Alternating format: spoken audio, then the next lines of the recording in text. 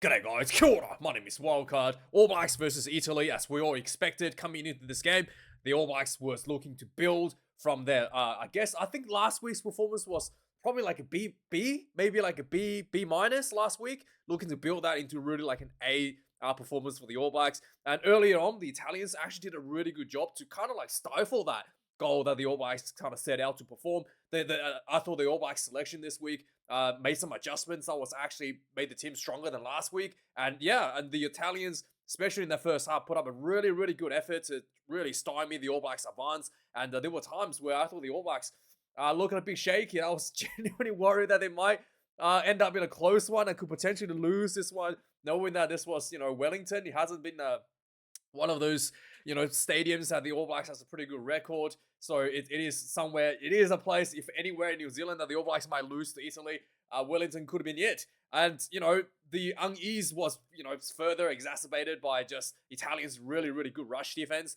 The All Blacks just, especially in that first maybe 30 minutes, it looked like the team was just trying a little bit too hard, I must say, right? And as a result of trying a little bit too hard, the rhythm is just a little bit off, and there were just mistakes and just not really patient enough to allow to really see what's in front of them, and then allowing the Italian rush defense just to get to them, and just mistakes were just forced, and lots of silly mistakes as well. Passes not going to hand, silly like offsides, repeated offsides, and just there was some of the players out there, I really don't want to name people, but just didn't look a little bit off, and gave away quite a number of silly penalties, especially early on. And had me quite concerned.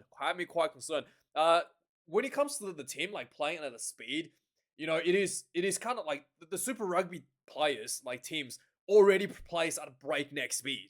And it feels like to me, and it looks like to me, especially with all the mistakes I was piling up in the first half, the players felt like because they're wearing the black jersey, right, they have to take that speed from Super Rugby up another gear. And as a result, it was just like, things were falling apart as a result of it. In my opinion, they were doing more harm to themselves by playing that little bit faster than they used to in Super Rugby. Then they should then if they would just go a little bit slower. And I actually felt that the All Blacks slowed down a little bit. Approaching half time in the second half, early in the second half as well. And they actually played better as a result of slowing down a little bit. Like, you can tell the game plan was to not play the kicking game and try to really, play that running, attacking style of rugby, quick breakdowns, quick ball off the, quick ball out of back. There was a lot, once again, the All Blacks went for the short side, just like they did last week, because, I guess if you get to the breakdown and this place right next to you and you look out to the open side, people are still setting up, you just go to the short side. So there was a lot of options going to the short side. I think just a little bit lacked the patience, causing some of that error. But the intent is there.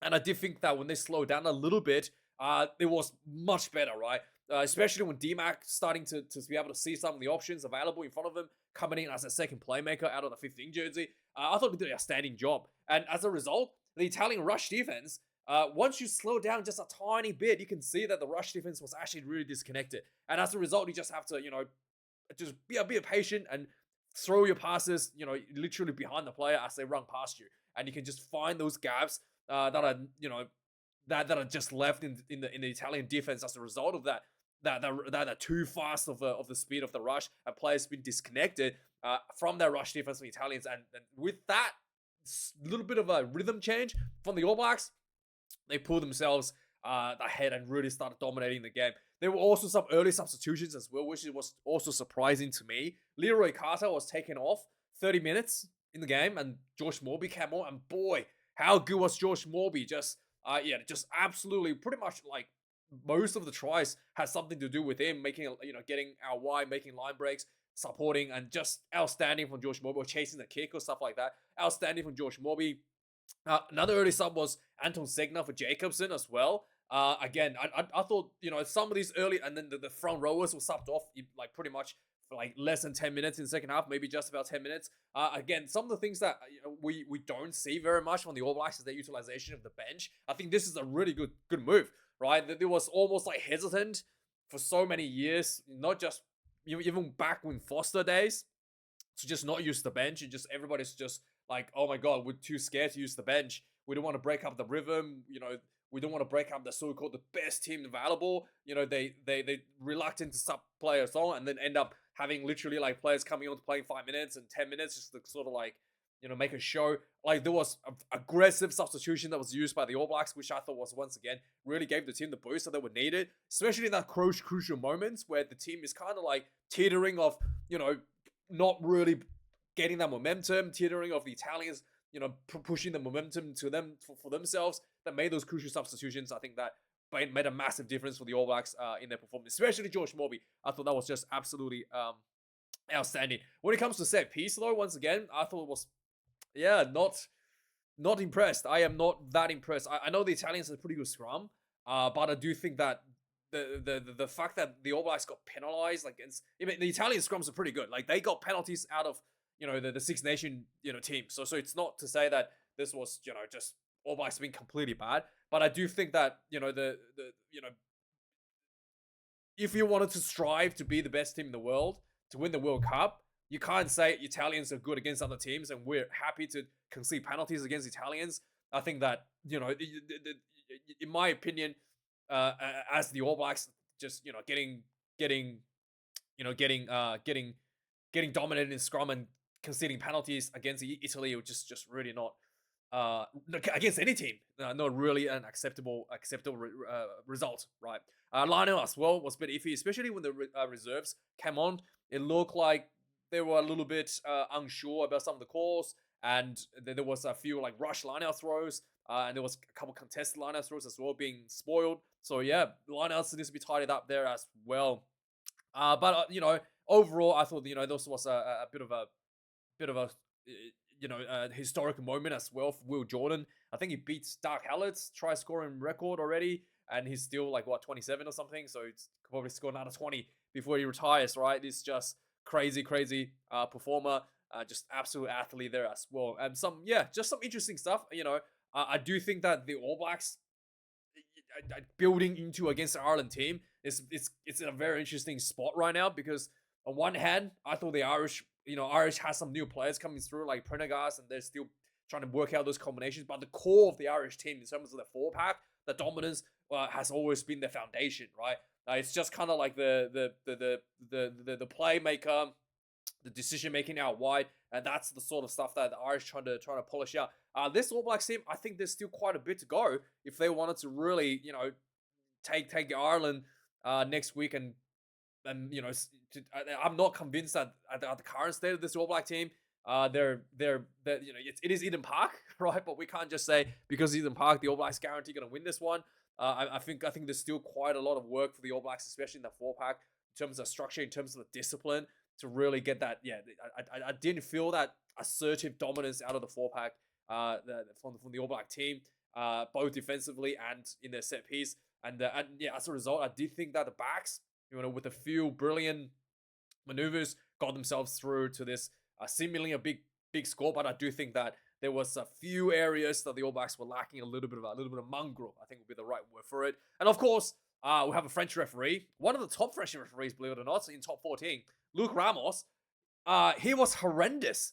This has to be one of the worst refereeing I have ever seen. And this is not like, his biased referee or something. It's not the fact that it's biased. It's just like wrong decisions being made. And it looked like he did not know the laws. This was so bad. Okay, I genuinely don't know how this guy is people keep telling me top 14 is best tournament in the world, and then you have a referee that literally does not know the law.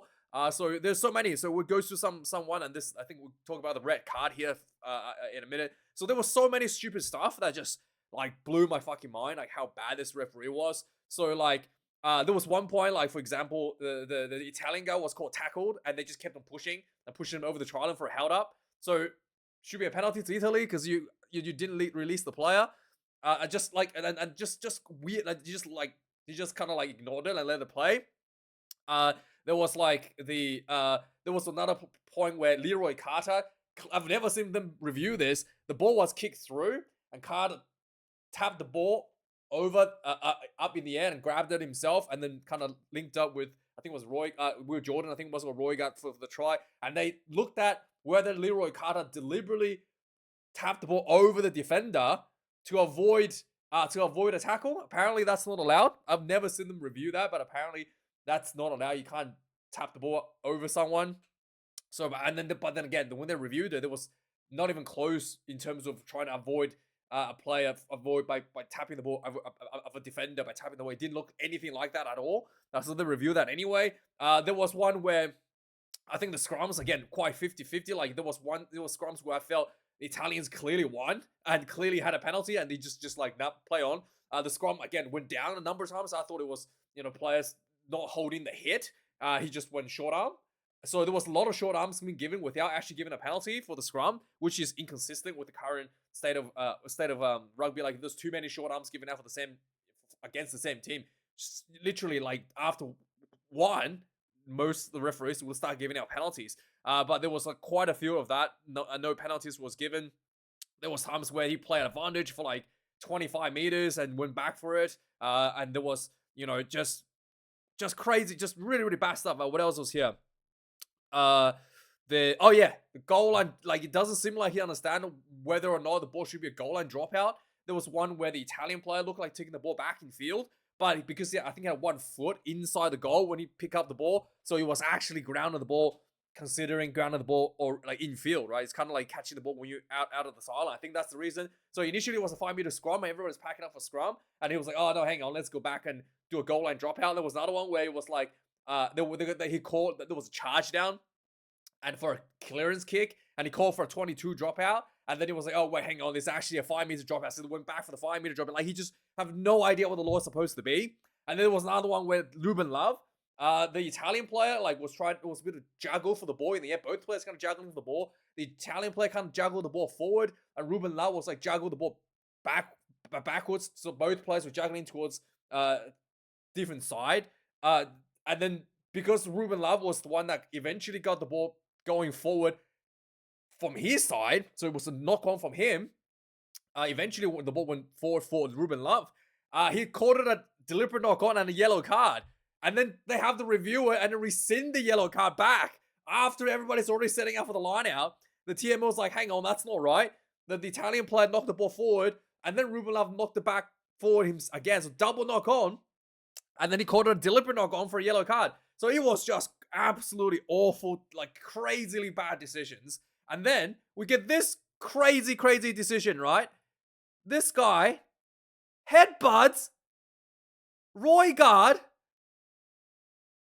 I mean, there's first of all, this is a straight red. This is not a review TMO. This is a straight red and like a 12-week suspension.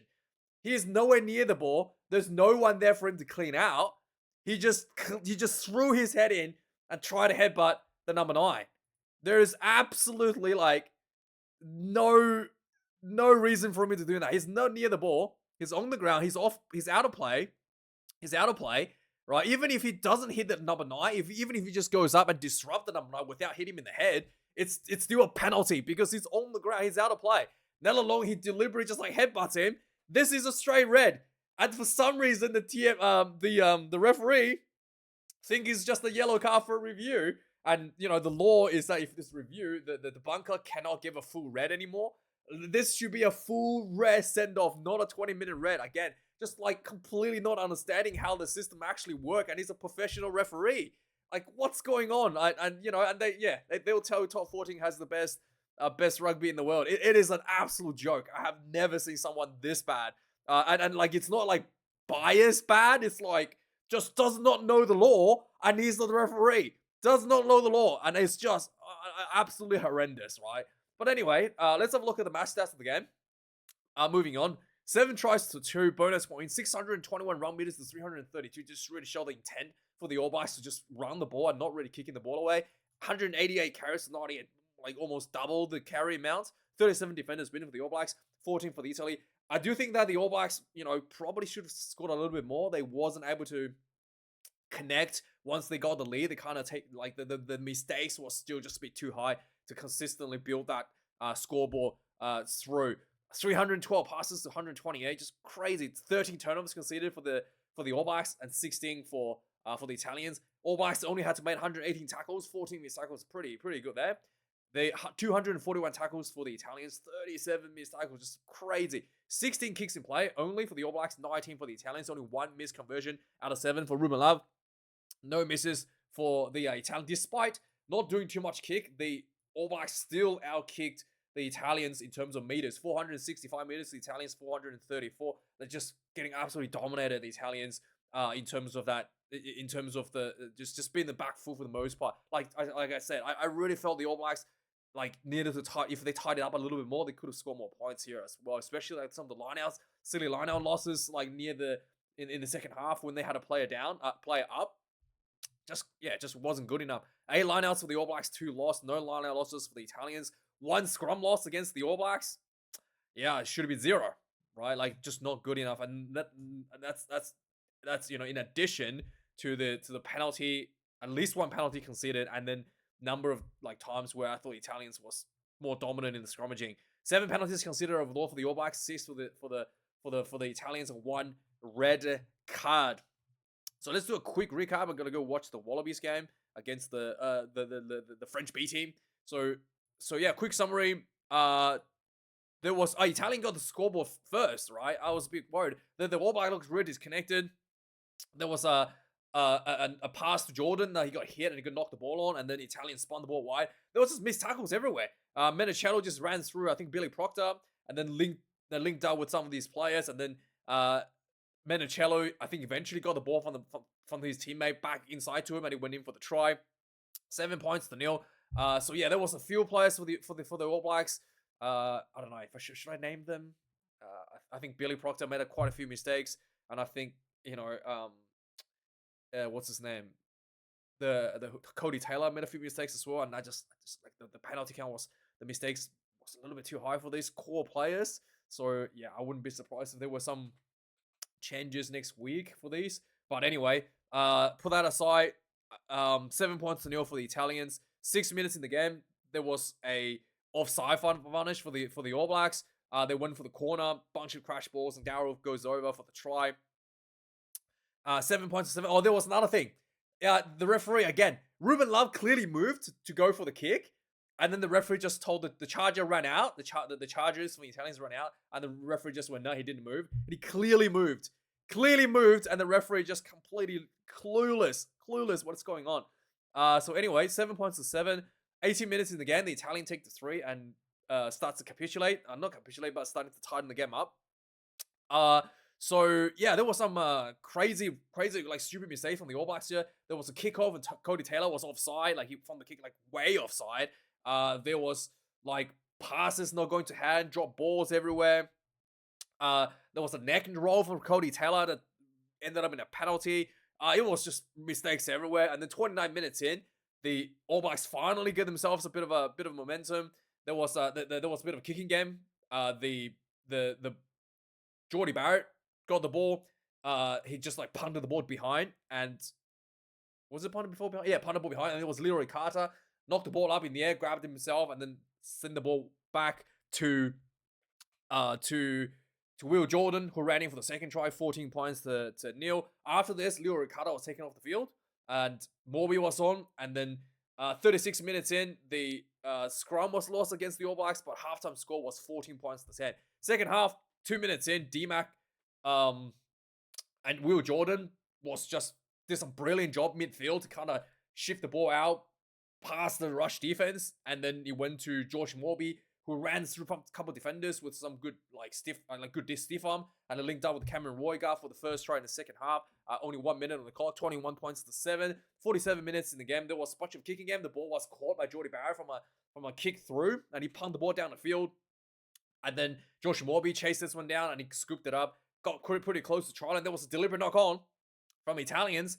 But then the All Blacks kept on crashing, and really Ethan de Groot, I think it was, that went over for this one. 26 points to 7, and despite the deliberate knock on, no yellow card. There should be a yellow card here. Even if you score, you still be a yellow card because of deliberate knock on in here, right? You disrupted the play. 50 minutes in the game, could have been a penalty try, like, to be honest there. 50 minutes in the game, again, the ball was set wide from Jordy Barrett to Morby, who ran down the sideline. Just easy as that. Throw the ball back in the field. As the fullback comes up, Will Jordan runs through for the try for the record. 33 points to 10. And after this, there was a yellow card. The red card was also happened here against the Italian player Canoli. At 54 minutes, there was a penalty against the All Blacks. Sorry, against the Italians midfield. There was the Italian player on the ground, like literally just laying there. And then the All Blacks went, "Can we go?" And the referee looked at the guy on the ground and went, "Yeah, sure, whatever." So Italian was like, just had like play on the ground, and referee just went, "Whatever, who cares, play on." And then the All Blacks taking a tap, and then they just ran right where the player was down, and then just went out in the corner, and Will Jordan scores a try. Another one, 40 points to 10. 56 minutes in the game, the I think there was a handling error from Billy Proctor, and then the Italians gets the ball. So basically there was a bit of a it looked like Billy Proctor was going for an intercept or something, and the ball was knocked on the ground. And then the Italians scooped out the ball and just ran behind the defensive line. Quick ball out wide, and then went in for the try. Marin goes in for this one. 40 points to the 17. And, despite still like 25 minutes left of the clock, nobody was able to score after this. There was a 50-22 that was kicked by the All Blacks, and they couldn't quite get there. The reserve front rowers, the line was having issues. There was a yellow card against Ruben Love getting rescinded. Just crazy stuff. There was, again, a 22-meter dropout gets recalled for a goal line dropout. And then, eventually, just before full time, the All Blacks put the brute force on. Lots of pressure inside the 22. Italians couldn't exit, and then All Blacks pound. Eventually, Tupavai crashed over for try. 47 points to 17, the final score. Are you impressed with this All Blacks performance? I do think there's quite a bit of work to do heading into against the Irish, but hey, definitely, didn't lose this one. I guess that is a good finish for the All Blacks fan with a bonus point. So yeah, thanks for watching. Like, comment, subscribe, and I'll see you guys later for the Wallabies game. Cheers.